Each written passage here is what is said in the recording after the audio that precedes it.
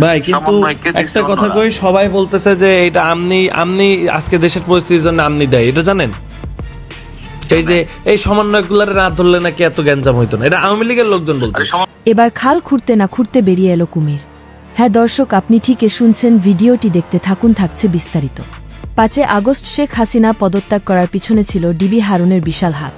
গণমাধ্যম থেকে জানা যায় আবু সাইদকে হত্যা করার পরেও দেশের পরিস্থিতি ঘোলাটে হলেও শেখ হাসিনার হাতেই ছিল পুরো বাংলাদেশ। কিন্তু হঠাৎ করে সাবেক তথ্য প্রযুক্তি মন্ত্রী পলক যখনই নেটওয়ার্ক ডাউন করে, দেশের নেট ব্যবস্থায় থেকে দূরে রেখে দেশের মানুষকে একদম নেটওয়ার্কের বাইরে রাখে, ঠিক তখনই সাবেক ডিবি হারুন এই 6 সমন্বয়কে গ্রেফতার করে বড় ভুল করে। 6 সমন্বয়কে গ্রেফতার করে যখন তার ভাতের হোটেলে ভাত খাওয়াতে নিয়ে যান ডিবি হারুন, ঠিক তখনই দেশের অবস্থা ঘোলাটে শুরু হয়। অনেক রাজনীতিবিদ বলছে 6 সমন্বয়কের গ্রেফতার করাই বিশাল বড় ভুল ছিল ডিবি হারুনের। ছাত্র জনতা যখন কোটা আন্দোলন নিয়ে লড়াই করছে চাকরি পাবার আশায়, ঠিক একই সময়ে কিছু শেখ হাসিনার থেকে শুরু করে আওয়ামী লীগের কিছু কর্মীদের ভুলের জন্য দেশ ত্যাগ করে পালাতে হয় শেখ হাসিনাকে।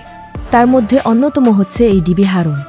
এই ডিবি হারুনের কার্যক্রম একদমই বেআইনি ছিল বলে মন্তব্য করছেন অনেক রাজনীতিবিদ। দেশ দ্বিতীয়বারের মতো স্বাধীন করে সরকার থেকে শুরু করে আওয়ামী লীগ কর্মীদের সব অপকর্মর গোমর একের পর এক ফাঁস হয়ে যাচ্ছে।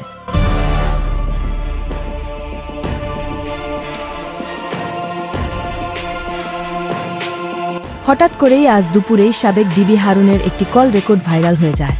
কল রেকর্ডটি বিশ্লেষণ করে দেখা যায় ডিবি হারুনের কারণেই আজ দেশ ছেড়ে পালাতে হয়েছে শেখ হাসিনা সরকারকে।